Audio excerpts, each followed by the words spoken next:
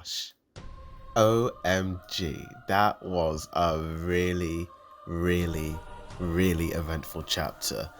And yeah, I'll do my predictions in a separate video because there's a lot I want to talk about in that predictions review. But let's just start off with a kind of review of chapter 1, 2, 3. And what is this chapter about? Well, obviously, it's basically a flashback to, like, I'm guessing 3 years ago. This is like before Eren basically wrecked shit on Marley. This was like the last time Mikasa and Armin basically saw Eren as their friend in a way. And they, for the first time, they are, you know, they're walking outside of the walls, and they're walking outside their like little island, and outside of the walls for the first time. This is the first time they have, left their island, and they're, outside, and they are now on the continent of Marley. And yeah, like, it's great to see Sasha in this chapter, and it just makes you miss her so much, how they reacted to things like cars and ice cream and all that lot.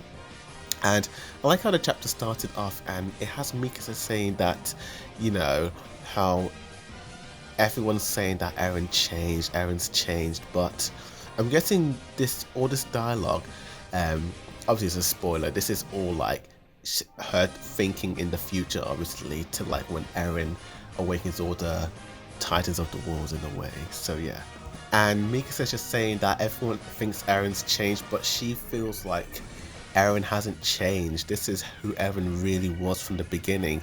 And she's been thinking, what part of Eren has she been seeing from the time they were kids, And anyway, let's flash a bit back in the chapter, and you got the main Levi team basically like, wandering around and eating ice cream and just having a good time.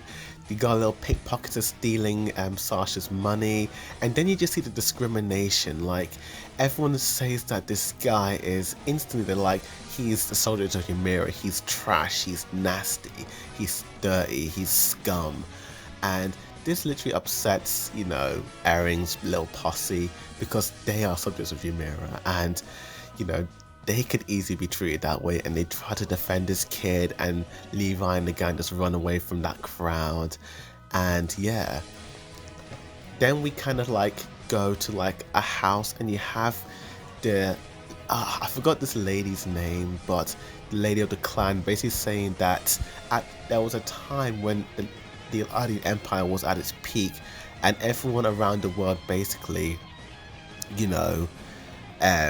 kind of not worship, but they praise people who had subjects of Ymira blood, because the Aladi Empire were just so powerful, because at the time they were like, doing their ethnic cleansing and all that lot, But then when the empire started to go down, the higher ups of all the countries, including Marley, decided to like chase them away, and that's when all the racism towards Aladians and the subjects of Ymira began, And it's difficult trying to establish a friendship and like, trying to coexist in the same place, which is why, they feel like Armin's saying that they may not have any other choice but to support Zeke's tragedy and to entrust their fate to him and sacrifice his story and her children, And it's a really great scene, and they're still discussing, but then Mikasa notices that Eren is missing, and he sees these little kids and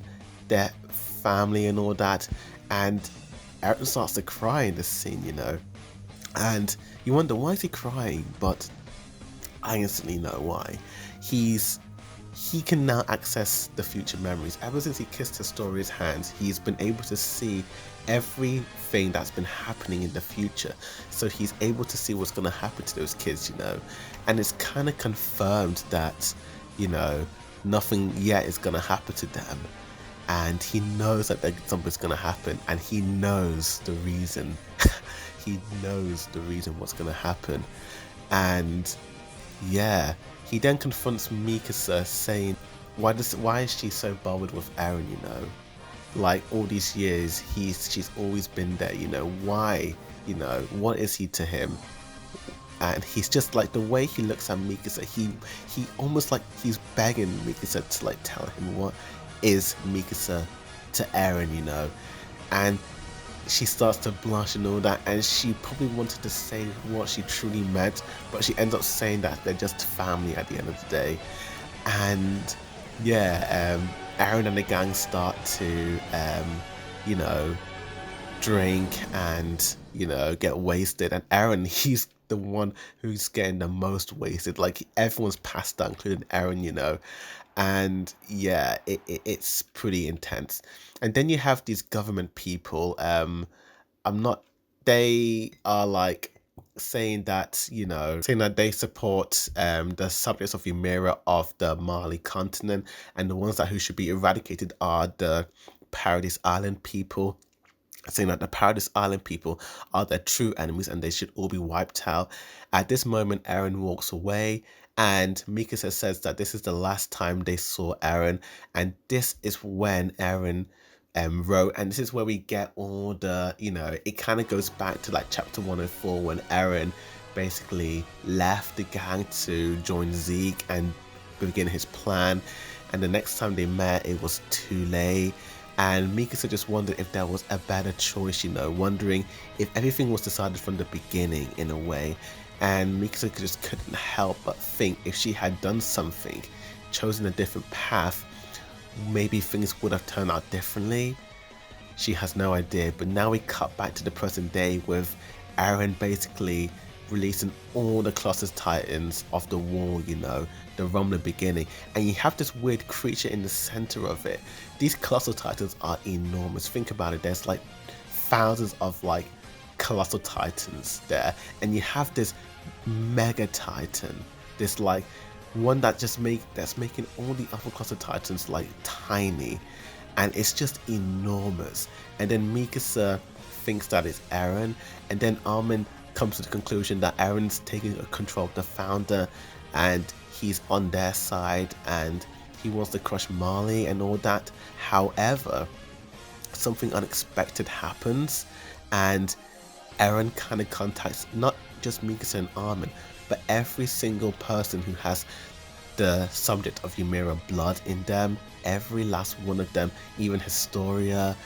And he basically saying his true plan, what he's been planning all this time, that he is going to destroy and kill every person on the planet apart from the Paradise Island, because he feels that the Paradise Island people are the ones who have been suffering the most, you know, and he feels like it's the people of the world, you know, all the subjects of Ymira and the Paradise Islands are the ones who have been suffering, you know, and he wants to destroy the world and kill every last one of them, and he will not stop until everyone is exterminated. And you see this terrifying shot of Eren. It is terrifying, it's horrifying. We've never seen Eren look like this before, and that's how the chapter ends in a way. And yeah, well, so what do I think about this chapter? Well, it was phenomenal.